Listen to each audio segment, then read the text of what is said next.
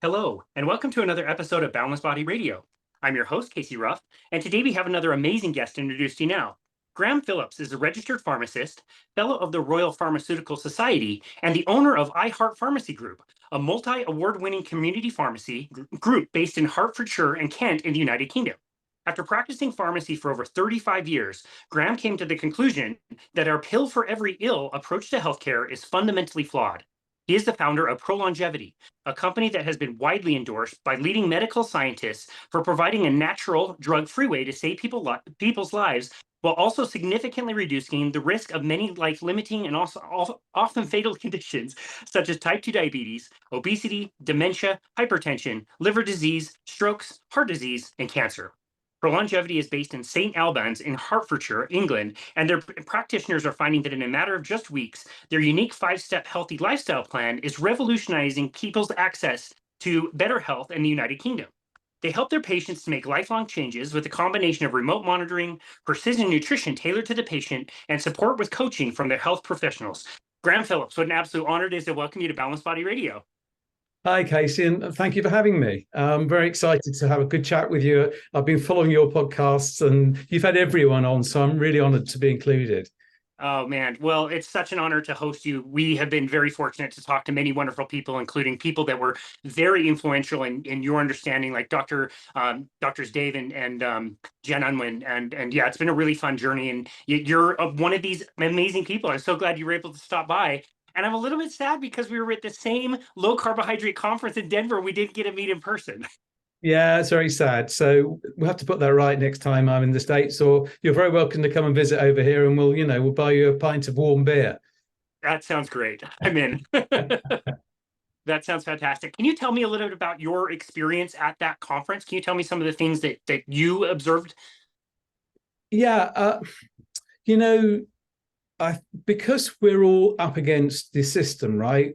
The system of eat less, move more, take drugs, fat makes you fat. For me, the inspiration of being with our tribe, and I don't want to be too tribal, and there's a risk in me saying our tribe.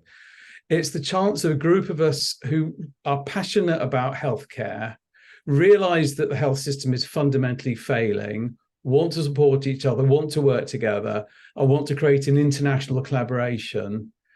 Being in a room together, particularly after not being able to be in a physical room together for so long, it was inspirational, particularly for me because so many of these people have been on my podcast, like Brett Scher, but I'd never met him, in person. It's such a great shame that you and I didn't get to talk. So for me, it was, every single presentation was excellent or inspiring. I met so many wonderful people and I just went away. It's an affirmation, isn't it? I went away feeling there's such a buzz about what we're doing. It's so, as a health professional, you start off thinking you're going to help people and you get 20 years into your career and you think, well, the drug's going up, drug bills going inexorably upwards. I'm spooning more and more tablets into people and they're getting sicker. And to have found a different path and being among a group of people who've also found that path, yeah, it's been great. I'm still buzzing, as you probably realize. It was wonderful. Wonderful experience. Well, we all know that like the people that we place on pedestals, when we get to meet them in person, sometimes they're just as cool as they are when we talk to them virtually or when we're interviewing them. But, sometimes in real life, they might be a bit of a jerk. They might not be the nicest person. Have you met one single person that was not as amazing and kind and nice as you thought they would be? I reckon it must be about the fact that in a low carb community, your insulin isn't going up and down and your mood isn't swinging right, left and center. I think it's a kind community. And I think it's because we're fighting against the tide, the vested interests of big food and big pharma, and we recognize the need to work together and support each other. And because it's a community that isn't just dominated by health professionals and professional etiquette, but it's dominated by what we can do for patients and clients and put them front and center. So it's a very flat, non-egalitarian community. There's no space for ego, and none of us really want ego to to dominate, and we've all seen the downsides of ego, particularly in medicine. So no, I it's been wonderful, and as you probably know, I'm also a trustee of the Public Health Collaboration, and you've said that you've had David and Jen Unwin on. They're two of the world's most wonderful, kind, embracing people, and that's the culture. That's why I want to be involved with it, and it's great. That has certainly been my experience as well. I love asking people in the medical establishment to contrast that type of a conference with other conferences in the medical field. And that example that you gave, I think, answers my question before I even have to ask it. Like when I'm looking around at 3 p.m., it's been a long day. Dr. Chris Palmer is talking. Dr. Tro is talking. His amazing talk was just an absolute mic drop. And you look around and everybody is quiet and focused, and they're learning from some people. It's like, taking in everything from a fire hose. It's so much information, very deep and technical. Everybody's cool. Everybody's fine. Nobody's falling asleep. And I'm guessing that your other conferences about that time of day is where you might start to see people maybe nodding off or needing snacks or coffee. It was inspiring. I mean, if you could nod off in one of Chris Palmer's presentations, you'd have to, to me, it was just such an opportunity to be exposed to stuff like that. We had 3 fantastic days. Karen and I absolutely loved it, and we also had some really good steak. So what's not a lot to like, Even better, better. That's fantastic. Well, thank you for sharing some of that. I definitely had a really special time this year as well, and look forward to many more. Jeffrey Gerber does such a great job putting that on, and the guests and speakers lovely guy. Yeah. So amazing. And I learned from you off air that you left that conference. You didn't necessarily fly back to London. It sounds like you had an amazing trip. Where did you go after the conference? So we've got family there. So my partner Karen is a family doctor, and the entire family is a dynasty of doctors. Everyone's a doctor, and her brother is, surprise, a doctor. He's a respiratory physician, works mainly for the pharmaceutical industry, and he lives in Denver. So we took the opportunity to spend some time with family. And also, we've become quite friendly with Chris Kenobi, and we've just about to release our podcast, so we spent time with Chris. And then we did a long tour through Austin and ended up at the end through Santa Fe, and ultimately ended up in New Orleans. So we had a week of jazz and beer and burgers, very low carb, not. But hey ho, it has to be done. So we started off in the snow in Denver and ended up in absolute brilliant sunlight in New Orleans for a week. So it was amazing. Beautiful. Oh, that's amazing. I used to go to a blues and jazz festival in Colorado, just a different part. It was up in the mountains in a place called Telluride.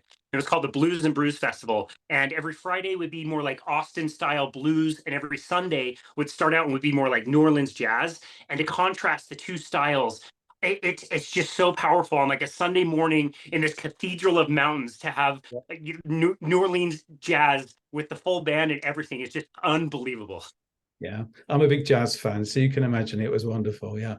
Fantastic. Well, here in Utah, we took the basketball team that came from New Orleans back in the 70s. And so our basketball team is called the Utah Jazz, which has to do with jazz music, but it made more sense in Louisiana than it does here. But we kept the name anyway. So there you go.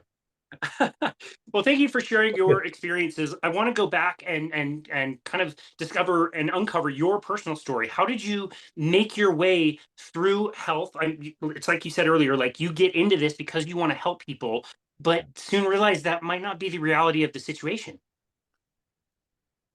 It's a combination of a personal journey and a professional journey, the two things coming together. So I'll talk about my personal journey. And I was a fat kid. And I was a fat kid in a class where all the other kids were slim. And what strikes me now is if you go to a school kid class now, the slim kid is the odd one out and all the kids are fat. And there's a whole story behind all of that, of course. Fat kid, fat adult, became a health professional and followed all the rules because I knew what the rules were. I knew it was a question of counting the calories, and I knew that fat makes you fat, so you eat carbs because that's lower in carb density. And I knew that you needed to eat less and move more. And you know what? It does work. So if you starve yourself and run like hell, you can lose weight. The trouble is you can't sustain it. So I was just a typical yo-yo dieter for year after year after year. I'd put the weight on, lose the weight, put the weight on, lose the weight. And ultimately, and this is something I've discussed with Tim Noakes, no one chooses to be fat, right? You might live with it, but very few people would have it as an ideal choice. It's become a norm, but I don't think it's particularly a choice. And as Tim Noakes said, the real problem is hunger. And so you can, all diets last for 3 months and almost no diets succeed at 12 months. And what defeats you is the hunger. And that's what I found. I could sustain it for a short term, and then the hunger would get the better of me. The carbs would creep back in, the calories would creep back on, the pounds would go back on.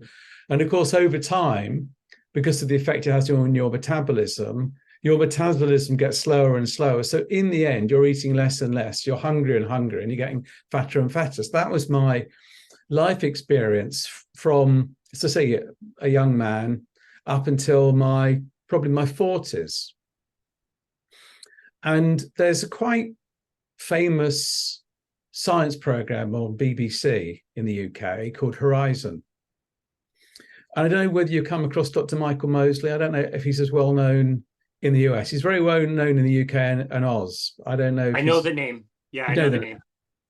And there was a Horizon program, and it started off eat less and live longer. Interesting. Watch the program, and basically it was the 5-2 diet. So what Michael had done, he had the same struggle I'd had. He's a medical journalist, but he's a medical doctor, and likewise had a lifetime struggle with his weight, and went around the world investigating all these different groups of people who are controlling their weight, including these people called the cronies. Do you know about the cronies? No, I don't. Calorie restrictors. So these people eat 1,800 calories a day or 1,700 calories a day, and they chronically restrict their calories. So it's optimal nutrition, but minimum calories. Interesting. And he compared himself to one of these cronies, and guess what? The crony was ostensibly aging half as rapidly as Michael. Anyway, so the 5-2 diet, probably your people in your program know it, but essentially in the 5-2 diet, you eat more or less 500 calories a day, any kind of calories, for 2 days a week, and you eat normally the rest. And I thought, well, I could do that. I mean, I could starve myself for 2 days and eat normally, and it worked. And within a very short period of time, I lost 10 kilos. And I thought, hang about, on a calorie counting, calories in, calories out basis, this doesn't add up. The science that I understood doesn't work. And that made me go back and re-explore the fundamental science behind cell metabolism, mitochondria. And I realized that the definition of a calorie, the scientific definition of a calorie in a closed system, and of course we're not a closed system, is the amount of energy required to heat up 1 cc or 1 mil of water by 1 degree centigrade, right? And that's physics. And that's certainly true for physics, but we're not physics, we're biology. So I realized that the entire thing is founded on a myth. So that was my kind of personal journey up to a point. My professional journey was that I started with one pharmacy. It became very successful. I became very well known in the area. And there is something of a difference between community pharmacy as practiced in the UK as in the US. There's less dominance by chain pharmacy, and we play a very big community role. And you do see that in American pharmacies as well, where you've got small town pharmacies owned by independents. The whole town knows them. So that was the way I practiced. And I was always very interested in prevention and public health. So I was a pioneer of smoking cessation and nicotine replacement. And I realized just how powerful a role one could play as a community pharmacist, embedded in the community. And we were pioneers of smoking cessation before the health system ever caught on to it. And when the health system started to introduce smoking cessation into the NHS, I trained the local doctors and not the other way around. So I had a background of public health. Go forward a few years, my one pharmacy became two, my two became four, and my four became 10. And I became very senior in acting in local pharmacy politics and representation. And then I got involved in our professional body, which is effectively a Royal College, the Royal Pharmaceutical Society, found myself on the board and found myself chairing the education committee. So now this little guy who had an aspiration to have one corner pharmacy ended up with 10, ended up at a national level, and ended up bumping into not just all the opinion formers within my own profession, but pretty much all the senior leaders within allied professions of nursing, dentistry, medicine, the Royal College of GPs, and bumping into politicians. And we developed what I would describe as a group practice. So in the UK, most but not all family doctors practice in group practices. And I work with lots. And I realized that you could have a 5-partner practice in a town of 10, say 10,000 people, and there'd be a fantastic synergistic, dynamic relationship between each of them. They'd all have specialisms, providing fantastic services to their local population with very good practice management. So they were doing well, the patients were doing well, everyone was happy. And you could go 5 miles down the road, and there was another group practice also supporting a similar group of patients. You know, everything was similar except the culture of the practice. And what you actually had was 5 doctors working in the same building who hated each other with low morale, no synergy, and none of those things were going on. Wow. And I also realized that at the same kind of time as communications, IT started to arrive, I realized that you could practice in the same professional space without being in the same building. So as my group of pharmacies grew, and as my experience of working with other professionals grew, I decided to recreate our pharmacy group as a group practice. And we started to be research active. We started to have work with academics. We started to train other pharmacists. And as we did all of that, we started to win awards. So although we were a relatively small group, we had a national scope, a national reach. We were recognized for our advanced practice. So you're saying, okay, well, what could possibly go wrong? So we had 10 years of outstanding success. We won all these awards. But then I looked around me and I thought, hang about, the drugs bill's going about upwards. I'm spooning more and more tablets into people, and I'm rather good at that. But the people around me aren't getting better. They're getting sicker. They're just getting sicker more slowly. Something doesn't add up. So I guess my professional and my personal journey at that point collided. And I realized from my own personal circumstances that there is an alternative for spooning statins and whatever today's drug is, Wegovy, into people.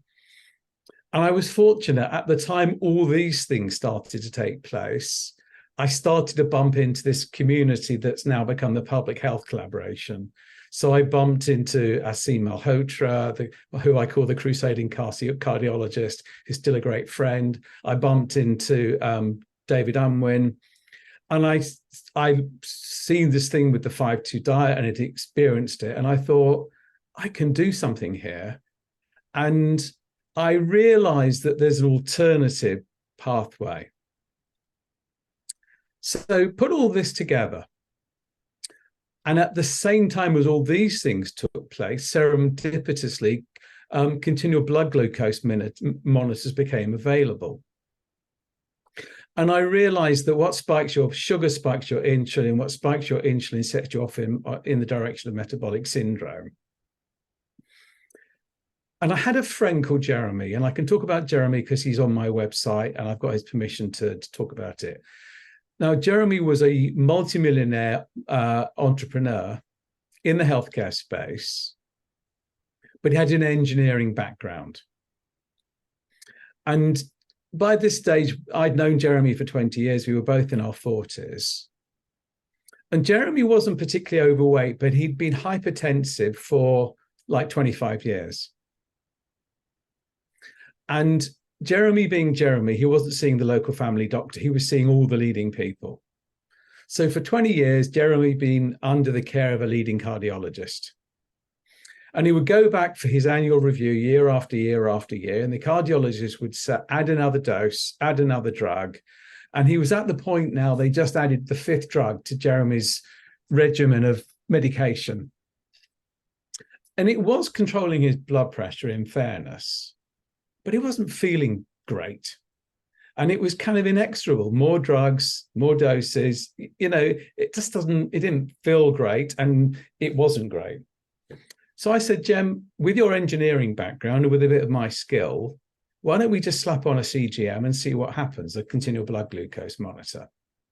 I thought, let's gamify. I'll enjoy it. You'll enjoy it. And I had no particular expectation.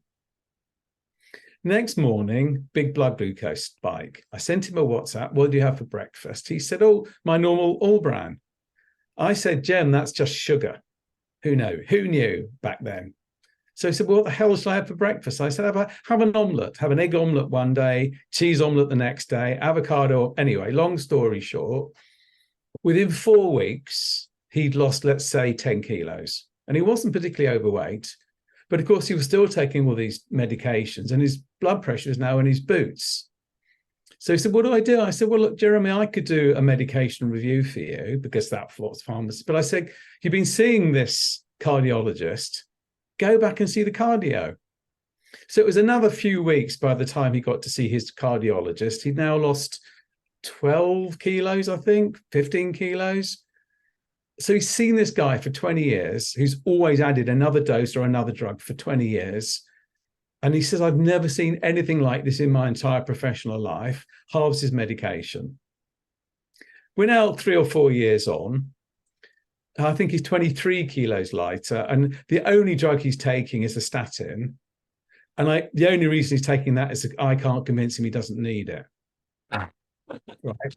Now, I'm a scientist, right? I know that every witch doctor has got a magic story and it's an N equals 1. As a scientist, I know you cannot extrapolate anything from a single N equals 1 example. But I thought, well, this is interesting. Let's try it on other people. So I tried it on different ages, different, obviously, to the different genders, different circumstances, and blow me down. I kept getting these unbelievable results. It's like mind-blowing. And I didn't, even at that stage, I didn't really understand why I was doing so well. But I got these results that were just chalk and cheese, a million times better than anything I'd ever achieved with medication. And that set me off on a proper journey to say, I need to properly understand the science. Amazing. The one thing about a pharmacy degree is it's a very broad life science degree. So if you think about all the aspects of metabolism, cell biology, electron chain transport, mitochondria, all this technical stuff, you do learn it at university and you promptly forget it because you do all the stuff with drugs.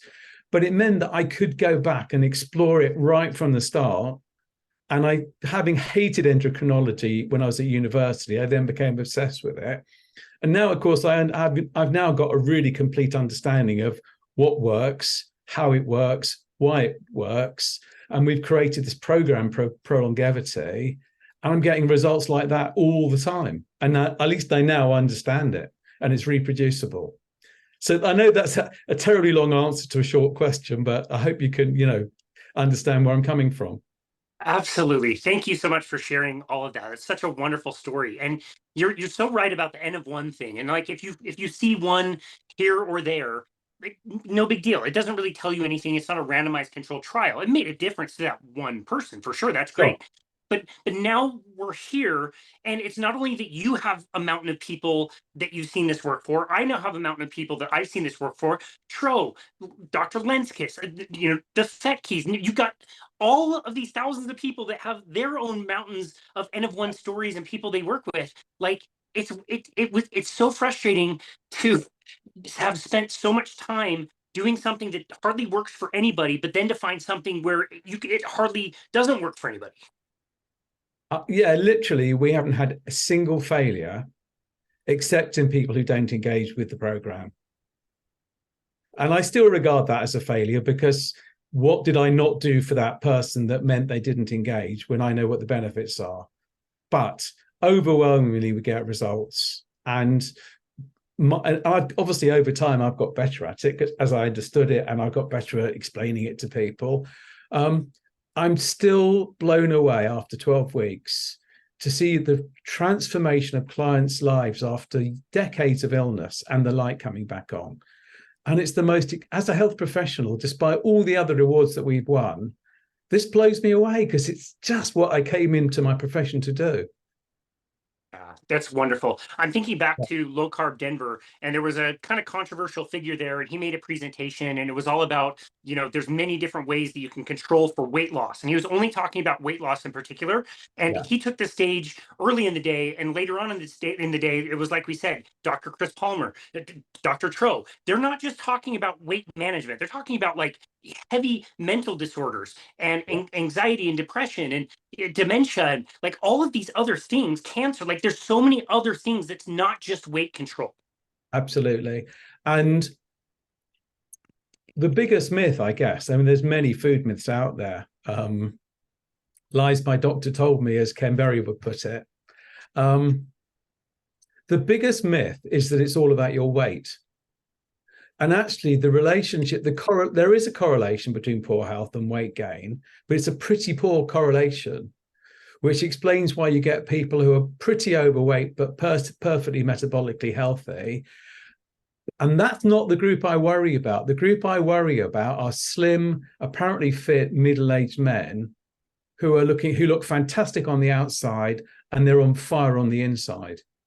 And those are the ones who don't come to the attention of the medical establishment, because on the face of it, they're looking great. And they think they're doing great, so no one would be bothered. And they're the ones, when they do have a catastrophic event, like a heart attack, they're the ones where the heart attack kills them, or they get cancer and die very, very quickly, because no one has been shown any attention to them, and they think they're doing the right thing. And there's a huge number, and it's much more true in men. Yeah. No, that's such a good point.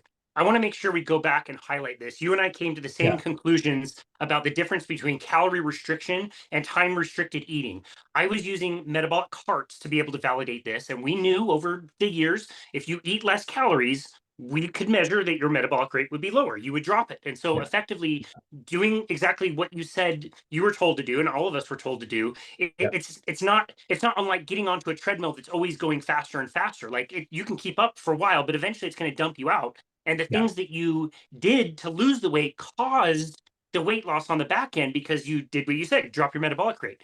What I was noticing is people were doing fasting, so they definitely weren't eating very many calories, but their metabolic rates were way higher than what they should have been, not lower. There was a different effect, and it took me forever to learn that difference. Can you explain why fasting is not the same as calorie restriction? Yes, so the body has all these different mechanisms. And if you just chronically calorie restrict, the body says, calories ain't coming in, let's not burn as many calories. And there are multiple ways that you can reduce calorie expenditure, probably by a third. But essentially what the body does is it looks at all the different, just like, with a Tesla, if you put it on chill mode, it doesn't accelerate quite as fast. You still get from A to B. It uses the battery much less. It uses it turns down the air conditioning. So you've gone from A to B, but you've gone from A to B using a lot less energy. And the body has multiple mechanisms, multiple ways in which it can reduce calorie expenditure. For example, you'll get colder. You'll spend less on repair, and you will use every single calorie to its utmost. And that's particularly true if you're on a high carb diet, because that's a very energy conserving diet. So there's a big difference between the metabolism when you're primarily burning sugar as your fuel and when you're burning fat as your fuel. What Ben Bickman called mitochondrial uncoupling. And then you kind of waste energy. So just if you take isocalorific diets, in other words, the calories are identical, but one is high carb and the other one is high fat, which forces you to either burn the carbs or to be burning the fat, you actually use more calories that way. And through all of the human evolution until 50 years ago, our problem's always been a lack of calories, not an excess. So everything about our evolution has designed us to be fuel efficient. We've never been in a period of fuel excess. We have no adaptation to it. So that's the first point. The second thing is that the SAD, or the standard American diet that we're all fed, has been carefully calibrated to do two things. One is to give you a dopamine spike, so more is never enough. And the second is it completely bypasses all the body's natural satiety mechanisms. So your body knows when it's satiated and it tells you you don't need more calories. But if you eat, the favorite example I always give, I love Doritos. And I can eat a sack full of Doritos. And when I finish the sack full of Doritos, I'm hungrier than when I started. Yep. And I feel dreadful the next day unless I eat another sack full. And it's dopamine spikes. So you're eating a diet that bypasses all your satiety mechanisms, doesn't provide nutrition, but provides excessive energy, and they're not the same thing, as well as being addictive. Put that together and you've got the perfect storm. And all of that, of course, destroys your metabolism as well. So we're wrecking our metabolism along the way. Perfect storm is a great way to say that. These ultra processed foods are terrible. And you're right, like nobody can eat just one chip or a bowl of chips. Like they're going to get to the end of that bag, they're still going to be hungry. And it's so unfortunate, because when people are trying to, again, follow this advice, they think it's them. They think it's their poor willpower. They were determined to go on this diet. They're going to stick it out this year. They couldn't do it last year, but this is the year. And it's like you said, like in the beginning, it works. Like you are losing weight, but then you notice those effects. I love that you mentioned coldness, especially hands and feet start to feel very, very cold. You have no energy. Your motivation is waning. Your cravings are increasing. You are up against some super powerful hormones. You're not going to win. It's the wrong way to go about things. You can't cheat 2 million years of evolution. You just can't. You can't beat it. But what you can do, of course, is work with it. And now you're onto something. Yeah, exactly. So let's go a little bit you know what, actually, I do want to ask you about the pharmacy position. What is it like? How are you paid? How are you incentivized? How does that system differ in England than it does here in the United States? Look, it's not fundamentally as different as it should be. And I want to see community pharmacy completely repurposed on the preventive agenda. But going back to what I was talking about earlier on with the smoking cessation, the next big thing was sexual health. And I know this is probably true in the States now, but we were there a bit ahead of our American colleagues. So when what's called the morning after pill first came out, and we really mustn't refer to it as that, because it can work up to 5 days after unprotected sex. We realized that, and the medical authorities started to realize that pharmacies could provide that. And where women were given the opportunity to access sexual health from a pharmacy as distinct from through the medical fraternity, overwhelmingly in large numbers, they chose the pharmacy. And we also know that pharmacies tend to be, the relationship between community pharmacists in particular and patients and the public tends to be a much more equal relationship. And I well remember, as I said to you, we were giving smoking cessation advice and support well before the local doctors, and they used to refer people to us. So I'd say to the patient client when they came in, how many fags do you smoke? And they say, well, I told the doctor it was 10, but the truth is it's 20, but I couldn't tell my doctor that.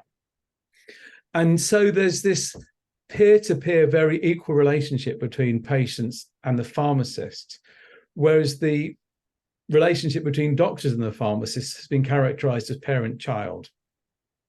Now, I don't want to upset all my medical colleagues, right? There are many, many doctors who don't practice that. All the people that have been on my podcast, all the ones you've had, they're not like that. But a lot still are. And medicine can be very hierarchical. And then you don't get that honest engagement. So then we thought, well, how can we leverage that? And that set off something called Healthy Living Pharmacy. And you can Google Healthy Living Pharmacy.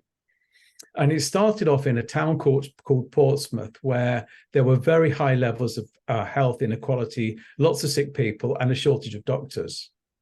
And they set this scheme up to say, how can we leverage this relationship and all these pharmacies to do more than dole out medication? What can they do in terms of sexual health and other forms of health literacy and support? And that became a national thing. And I was involved in moving that. I wasn't involved in the pioneering of it, but I was involved in recreating that as a national program. So as I sit here today, the overwhelming majority of English pharmacies are healthy living pharmacies. Wow. We go through quite a stringent accreditation. So you can't just do it. You've got to go through a training process. And it's not just about the pharmacist, it's about our team. So every pharmacy were healthy living champions. The pharmacist and the teams provide that kind of advice. And it's a small, unfortunately too small, but it's a small but significant part of our national contract. So unlike in the US, we have a single health service, which has the good things and bad things about having a national service. The good thing is that you can be very consistent nationwide. The bad thing is you tend to stifle innovation. But it does mean that if we convince the NHS to do something, it can be rolled out across the entire nation. So I want to see healthy living pharmacy go beyond sexual health and smoking cessation. And I want every pharmacy in the country ultimately to be a ProLongevity pharmacy. So the next stage for us is to move our ends of one into scale it into high level data that we can then go to the health system and say, these are the benefits, these are the outcomes, and look what we saved on the drugs bill. Wow. Very similar to what David Unwin is doing. That sounds amazing. Exactly. Wow. So, I want to see that both my GP colleagues and my community pharmacy colleagues working in partnership on this. And I see it myself on a daily basis when I look at the de-prescribing we're able to do, getting people off the medication, getting them off the insulin. It would more than pay for the service that I'm providing. But look at the health gain. Fewer visits to the doctor, much healthier individual, much less drugs, fewer hospital visits, and this reduction in all this cardiometabolic disease. So less heart attacks, less strokes, less cancer, less dementia, and on and on and on. It should be a no-brainer, but we have to change the paradigm of the system. Yeah. Okay. So is the savings that you're talking about, was that more than enough to fairly compensate pharmacists who are doing that work? Because I don't know how true this is, but you're always told like the pharmacist gets, or the doctor who's writing the prescriptions, if it's here in the United States, gets more money if they put people on more medications. Again, has that been your experience? Is that true? Is that false? It's true. So I had Tro on my podcast, and he was describing how there's basically been a reverse takeover of general practice medicine or family medicine, where the hospitals are buying the GP practices because they know that if they own the GP practice and they incentivize the GPs or family doctors accordingly, they'll write more prescriptions and send more referrals to the hospital. So there's a kind of reverse takeover. And I might be misquoting the exact figures, but I think it was only a third of general practices in the US are now independent. That's much less true in the UK. So GPs are much more autonomous and much more masters of their own destiny. But nevertheless, they're still up against the system. And the system is, let's look for the symptoms, and then let's prescribe drugs to suppress them. So there's no root cause analysis. So we're in a better position, but not that much better of a position. And yes, I've still got three very, very busy pharmacies, some of the busiest pharmacies in the country. And yes, we're doing all sorts of innovative practice, but it's absolutely true to say the overwhelming majority of my income is still around the use of drugs, dispensing medication, and the use of that medication. So that's something I want to change. I love that. Yeah, that's amazing. Okay, so you mentioned that the patients who are willing and wanting to do this, they generally see success.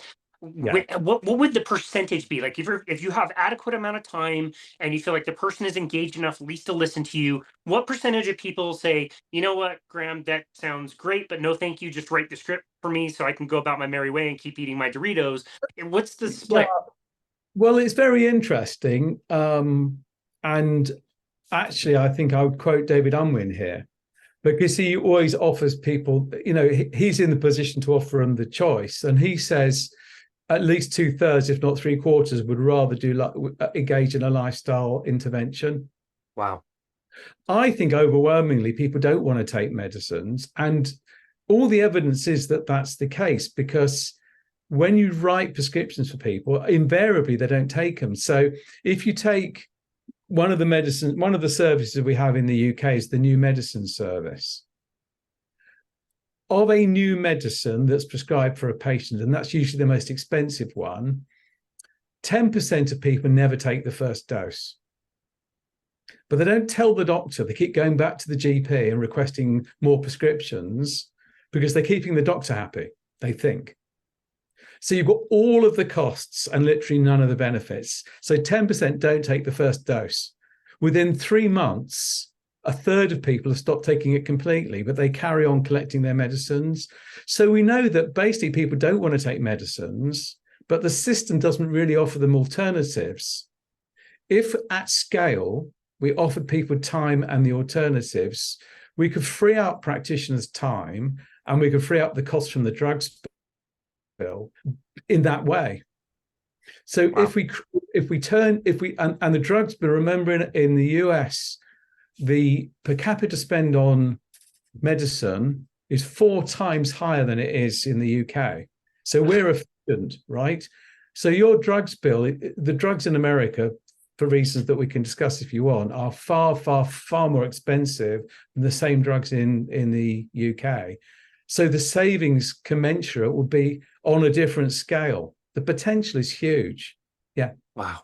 Wow. It's such a quagmire too, because like we know how certain drugs interact with other drugs, but every time you add another one, it's like exponentially, you're just not sure how do these 3 things interact with this compound, and then add another one. How do all 4 of those interact with that one? It would be such a mess to try to figure that out. That's where pharmacists are really good.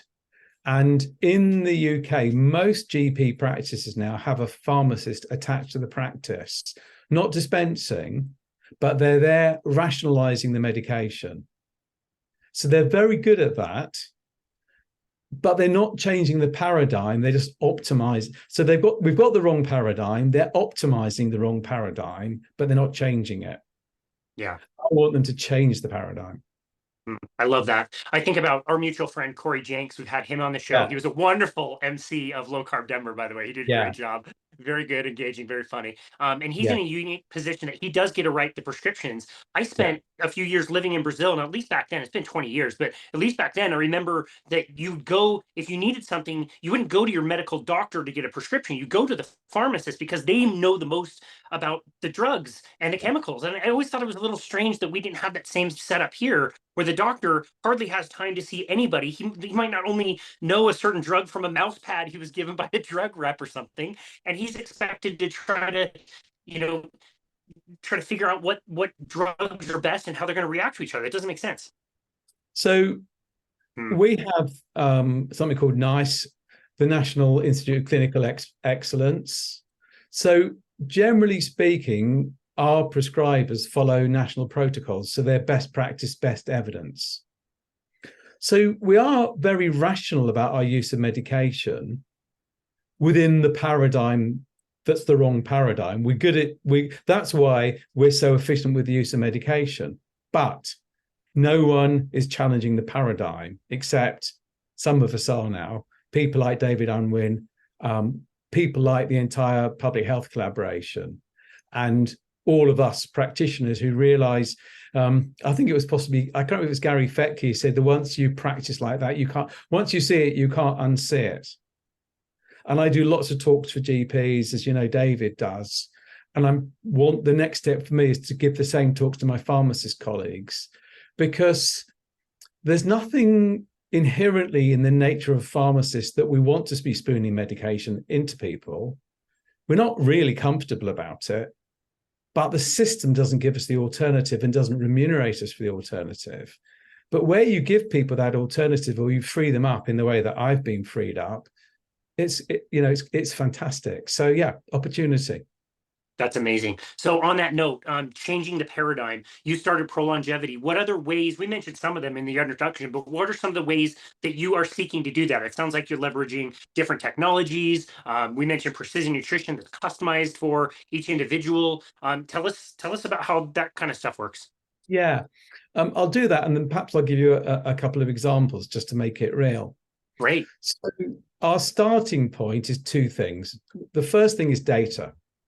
So as a scientist and a health professional, you'd expect me to be data-driven, but outcome-driven as well. So our starting point is, how healthy does this person look when we interview them? What are so the major things we look at is their blood pressure, their height to waist measurement, their lipid profile, their cholesterol profile. I mean, I hate calling it cholesterol profile because it's not, it's lipids, liver function tests, HbA1c, which is long-term blood glucose control. And what's their trajectory been over time? So the way health systems tend to work is they wait for everything until something goes red and they focus on the one thing that's red. And this is where engineers have been so good, where if you look at the great successes in metabolic health, they're often either doctors with an engineering background like Ted Nyman, or engineers themselves like Ivor Cummins. And engineers don't just look at a snapshot, they look at what's the trajectory been over time. And I've realized with my clients that that person in front of me who's now got type 2 diabetes, you could have spotted that 5 years ago, 10 years ago, 15 years ago, and you could have stopped it along the way at any point. Now you've got a really sick person and you can probably put them into remission, but you can't reverse it. So I saw a guy earlier on who's in his 40s, basically fit guy. His cholesterol is high. So his doctor wants him to be taking statins, right? That guy doesn't need a statin. What he does need is a little bit of a tweak along the way. He needs small adjustments to his diet. We'll do that quite rapidly. He can then live to 100 in good health, right? He's doing most of the right things. And I said to him, I'm so pleased I met you now, not in 20 years' time when you've had your first heart attack, you've possibly had cancer, you've got type 2 diabetes, and your metabolism is a wreck. So we take all of the key data in a balanced scorecard kind of way. So we don't just look at their cholesterol, we look at everything. And then we say, okay, what does the totality of that give us in a balanced scorecard? And has that looked over a period of time? So trajectory. The next thing is we say, what matters to you, right? Is it, and it may be for many people, I want to lose weight. It might be, look, all my family's got cancer. I don't bloody want cancer. All my family is riddled with dementia. I've just nursed my mother, my father, my aunt, and all the next generation, and I don't want to have that. What can I do to prevent it? It might be I'm a young woman in my early 20s with polycystic ovarian syndrome. My periods are a disaster and I want to get pregnant. And what do I do about it? So then it's about the individual in front of you. It's about the data that you've got, and it's about the outcome that they seek, right?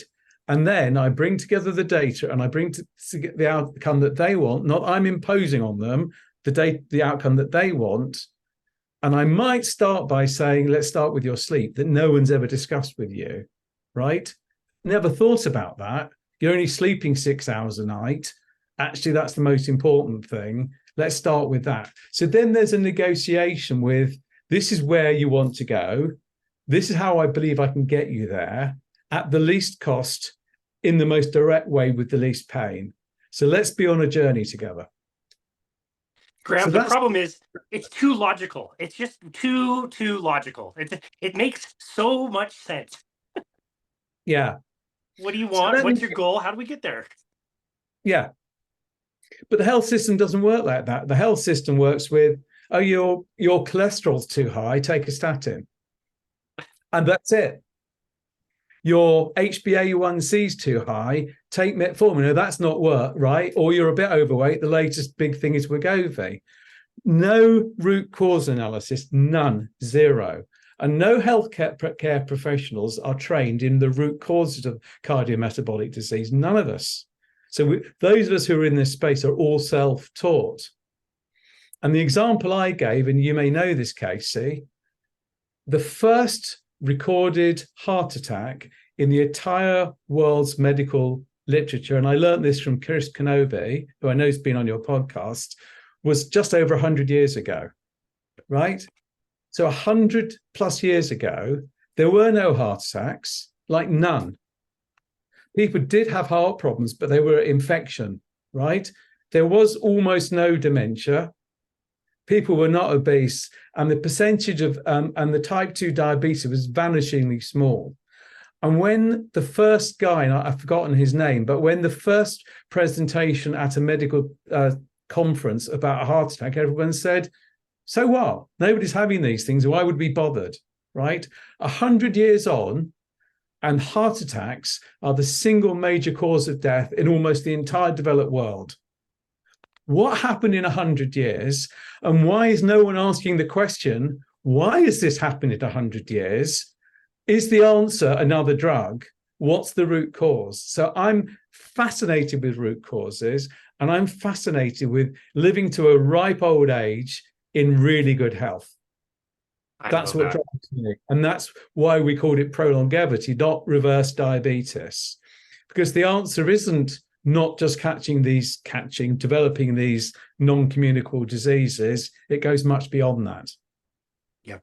Wow. I absolutely love that. And to think that your friend is now on omelets and eating egg yolks and lost all that weight and is feeling better and dropped all his medications, but he's still taking a statin because we blamed the saturated fat. We blamed red meat. It is absolutely absurd. It's like you said, as we evolved, that was our food. Why how do we not know that and blame the foods that are way more recent in our diet? Again, the ultra processed foods, or like Chris Kenobi says, seed oils. It's ridiculous. Exactly. Chris has convinced me about the seed oils. We might differ slightly about to what extent the seed oils are to blame and what extent the sugar is to blame. But so what? We both agree ultra processed foods about as good for you as smoking. I'm probably worse. Let's not go there. Yep. And Chris has just published his book, and we're about to release the podcast. So credit to the guy, because he's given up what was a very lucrative career to be a health pioneer.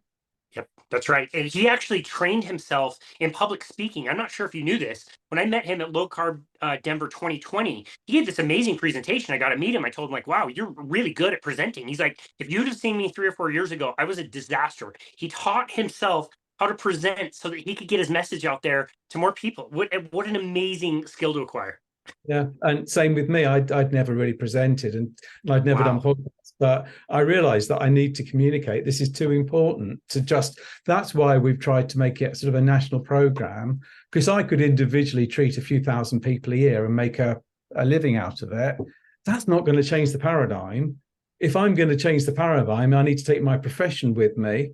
We need to be working with other professionals. We need to completely re-educate all of us. And then we need to go to the health system and demand change.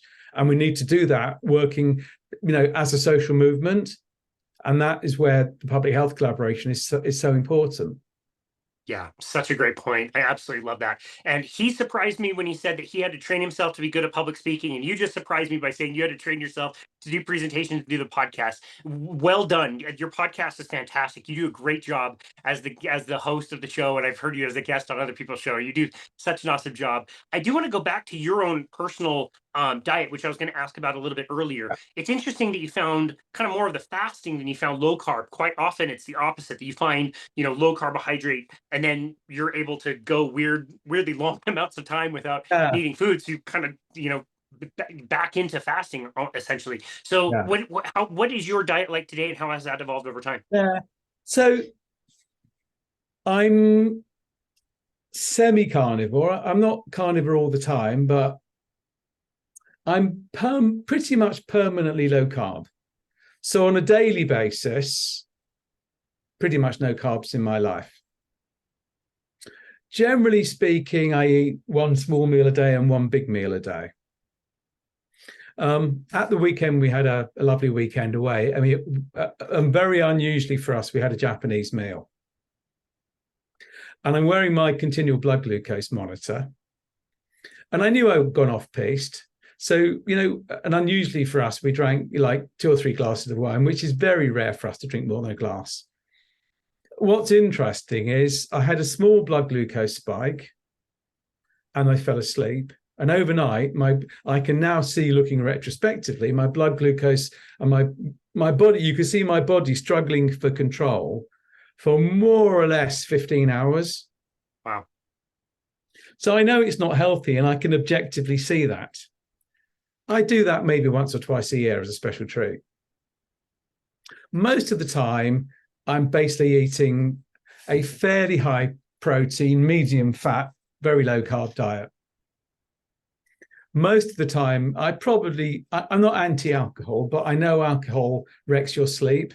So, I'm surrounded by these things. I drive Karen mad with this. I've got the Oura ring, I've got this, the sports watch, and I'm wearing the Dexcom, right? Yeah. So I'm like, there's monitors all over the place, beeping away. But then I'm quite fascinated by the data, and of course because I'm doing that all the time, it means I can apply it to my clients. So data is really, really important. What's also interesting is, and this is shown from the twin studies, there's this thing called the glycemic index. And the glycemic index is the kind of sugar equivalent of what you eat.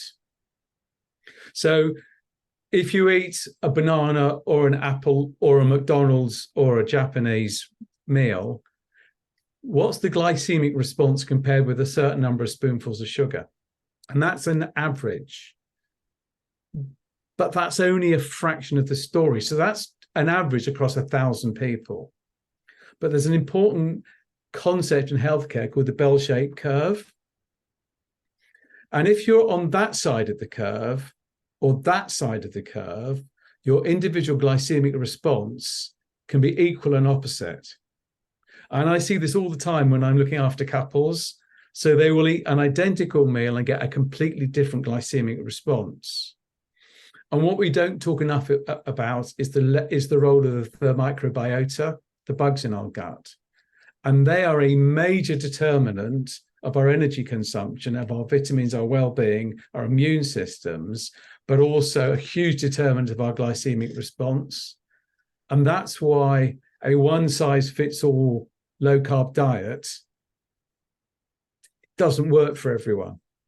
Yep. So by providing the CGM and seeing how people respond individually means 2 things. One is they don't make the mistake of eating the wrong things, but it often means we can do a biohack. So, for example, if someone says, look, I'm like, for me, right, the one carb I'm not prepared to give up is beer, right? And I don't drink to excess, but I do like a beer. But I know that if I pick Lager A against Real Ale B, I have a much less of a sugar spike. So there are little tweaks that you can do. So long as you're metabolically not broken, you can get away with it. Not all the time, like people do, but that way, by giving that very individual diet, we can say to people, look, no one should smoke, right? But if you occasionally want to eat a bit of artisan bread and it doesn't spike you and you love it, and it means that you can sustain your diet, as distinct from saying, look, I just can't do this diet, forget it, give me the metformin, fine. So what we've got very good at is finding individual hacks or tweaks that allow people to cheat a little bit and get away with it. So long as they're well aware of not overdoing it, not pushing it too far, and they can see how they're doing, actually makes it more sustainable and more enjoyable. Yeah, I love the smoking analogy. I'll use that all the time. It's like, is smoking a cigarette good? Well, no, it's not good. There's not a universe that exists that it's not good. But like, if the goal is, to prolong your life, we just don't want you to be a 3-pack a day smoker. If it's like 20 cigarettes in a year, I'm not going to be so worried about that. It's not great, but it's not going to kill you. But having a treat every now and again, if it keeps you on and keeps you engaged, great, go ahead and do it. Oftentimes, I notice that people self-select those times less and less because they end up feeling so terrible and they don't want to feel terrible. It'll be like, okay, well, maybe I had the cake last month and maybe I'm good on cake for a little while. Like, they make better decisions as they go. I very, very rarely eat pizza, and I love pizza. And I used to be, I can eat a pizza, a family pizza, and then I can eat a second one because it doesn't satiate me, but I love it. Yeah. And in the middle of COVID, I had to go and run one of the pharmacies myself full time because the pharmacist there was, he went off sick with stress. So I'm running the pharmacy in the middle of complete bedlam. And I say to the team, I want to treat you. And they wanted a pizza. Now, I could have got on my high horse and said, I'm not going to give you a pizza. You know what? That's what they wanted. I wasn't going to argue in the middle of a pandemic. So we ordered a whole load of pizzas. Everyone enjoyed it. I ate way too much pizza. The next day, I felt so bloody ill. I can't tell you how dreadful I felt. And I've not eaten one since because I just thought, you know what? For the brief dopamine spike I had that next day, for the 2 days it took me to really recover, it ain't worth it. Not worth it. But at least No. I know. Yeah. I know.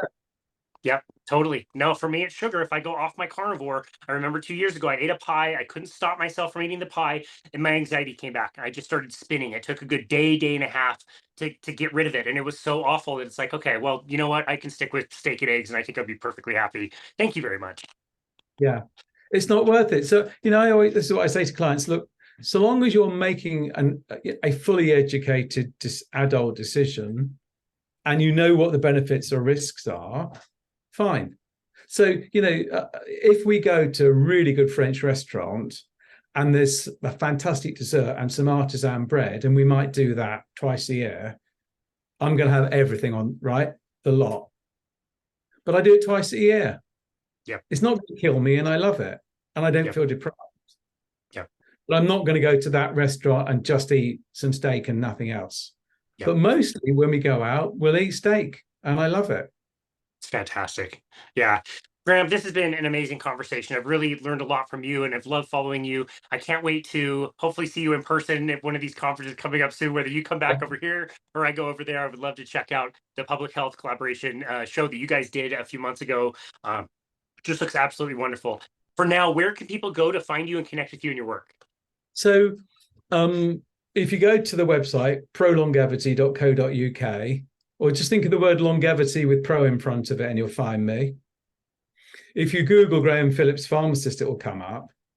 Or the other places are my Twitter handle. So the Twitter handle for ProLongevity is longevity_pro. And I'm very active on Twitter, or I don't know if we're supposed to call it X now. I hope Elon Musk doesn't ruin it for us all. So I still call it Twitter, and it's my name. So it's at Graham, GRAHAMS Phillips, PHILLIPS.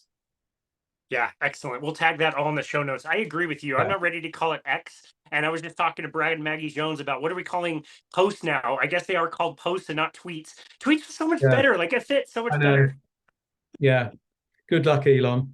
Yeah, silly rebranding. Well, Graham Phillips, like I said, it was such an honor to be able to chat to you today and learn from you. And I'm so grateful that you have the goal of really changing the paradigm. And it's not enough for you to fix your own life and your own health, but to be out there and try to help so many others is just a wonderful message, and I'm so glad you're doing it. So thank you so very much for all the work you do, and thank you for being hosted on our show today. We really appreciate you. No, it's been an absolute joy. Nice to meet you in person. I kind of feel that we're in the tribe together. It's such a shame we didn't meet in Denver. But do you come to the UK? Do you have cause to come to the UK from time to time? I don't, but my wife lived somewhere in the northern part of England, and so we're actually dying to go back so she can show me where she lived.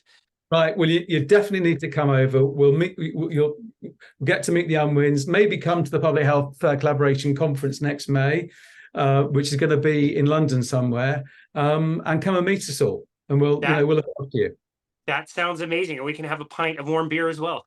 Absolutely. What could possibly go wrong? What could go wrong? We'll enjoy that over a steak as well. Well, All thanks, right. Graham. This has been amazing. All the best to you as well.